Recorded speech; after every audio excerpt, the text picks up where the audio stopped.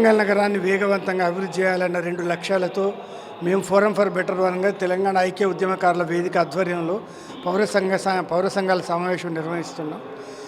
మొదటి లక్ష్యం గురించి మనం మాట్లాడాలంటే అసలు జిల్లాల విభజన అశాస్త్రీయంగా జరిగింది. పూర్తిగా జిల్లాల విభజనకి కేంద్ర ప్రభుత్వ మార్గదర్శకాలు ఉన్నాయి, రాష్ట్ర ప్రభుత్వ మార్గదర్శకాలు ఉన్నాయి, డిస్ట్రిక్ట్ రీఆర్గనైజేషన్ యాక్ట్ ఉంది, central administrative reforms commission recommendations ఉన్నాయి.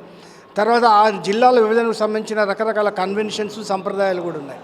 వీటన్నిటిని ఉల్లంఘించి అడ్మినిస్ట్రేటివ్ కన్వీనియన్స్తో పేరుతో చేసిన అశాస్త్రీయ విభజన అనేది తెలంగాణకు నష్టమే చేసింది. ముఖ్యంగా ఎక్కువ నష్టపోయింది మాత్రం ఉమ్మడి వరంగల్ జిల్లానే. ఉమ్మడి వరంగల్ జిల్లాని 6 ముక్కల విభజన చేసిండ్రు.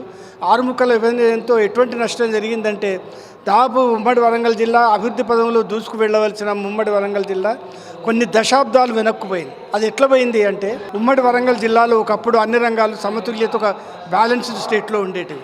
పర్యాటకం ఉండేది, అటవీ రంగం ఉండేది, నిపుణులైన మానవ వనరులు ఉండే, విద్య, వైద్యం, పారిశ్రామిక రంగం, రకరకాల సహజ వనరులు, అన్ని రంగాల సమతుల్యతతో ఉన్న ఉమ్మడి వరంగల్ జిల్లా ముక్కలుగా విభజన కావడంతో అభివృద్ధికి మూలమైన ఒక్కొక్క రంగం ఒక్కో జిల్లాలోకి వెళ్ళిపోయింది. దాంతో తిరిగి అన్ని జిల్లాలు కూడా అభివృద్ధిని మొదటి నుంచి అభివృద్ధి పడాల్సిన అవసరానికి ఏర్పడింది.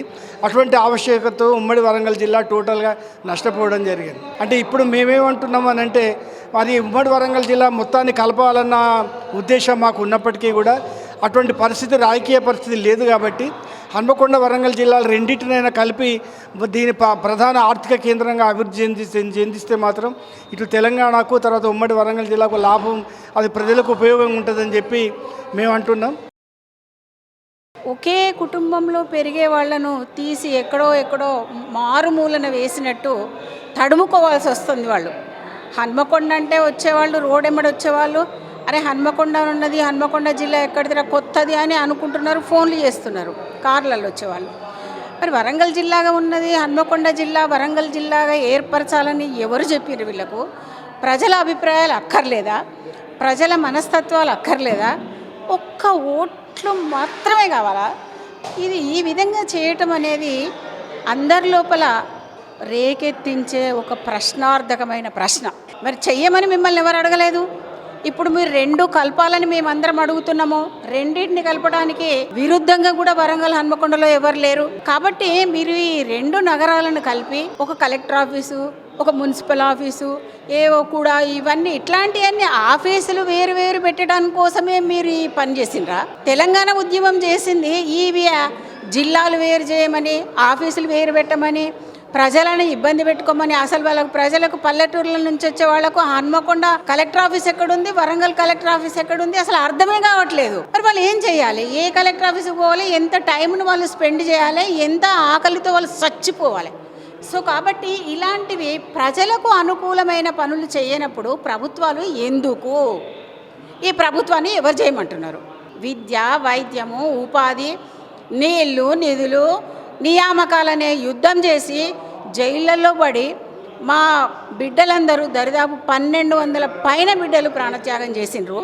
దానికి గాను ఈక్వల్ ఈ జిల్లాలు వేరు చేసుడు, కలెక్టర్ ఆఫీసులు కట్టించుడు, ఇష్టం ఉన్నట్టు పైసలు ఖర్చు పెట్టుడే తప్ప ఇంకేం లేదు. దయచేసి వరంగల్ హన్మకొండను రెండింటిని మళ్ళీ కలపండి.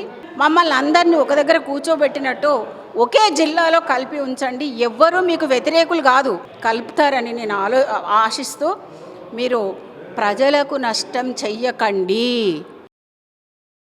కాంగ్రెస్ ప్రభుత్వం ఎన్నికల సమయంలో అశాస్త్రీయంగా విడదీసిన జిల్లాల్ని మేము పరిశోధించి మంచి జిల్లాలని మళ్ళీ ఒక సరిదిద్దుతామని కూడా మాట్లాడడం జరిగింది. కానీ వాళ్ళు ఏమైంది, కాంగ్రెస్ ప్రభుత్వం వచ్చినాక కూడా అప్పుడప్పుడు మాట వరుసకి 2 జిల్లాలని కలుపుతాము, మేము శాస్త్రీయంగా చేస్తాము, కమిషన్లు ఇస్తామని మాటలు దాటవేస్తూ ఇవాళ ముందు పోతున్న పరిస్థితి. కాబట్టి వరంగల్ మహానగర అభివృద్ధికి ఈ 2 జిల్లాలు కలపడానికి ఒక లింక్ ఉన్నదనే విషయం ఈ పాలకులు అర్థం చేసుకోవాలి. ప్రత్యేకించి ఈ ఉమ్మడి వరంగల్ జిల్లాలో ఉండబడిన 12 మంది ఎమ్మెల్యేలు ఏకతాటిగా ఈ 2 జిల్లాలని కలపాలి.